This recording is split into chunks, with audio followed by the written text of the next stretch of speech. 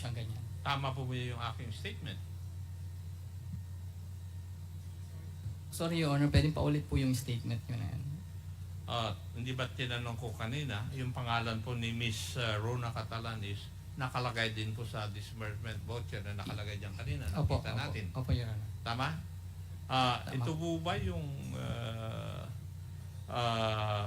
ni-request ni Madam Sunshine for Miss Catalan to sign?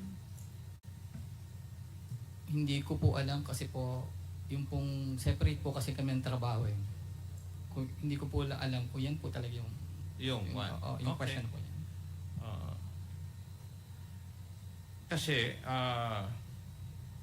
si Madam Runa Catalan in the previous hearings claimed that Madam Sunshine requested her to sign the liquidation vouchers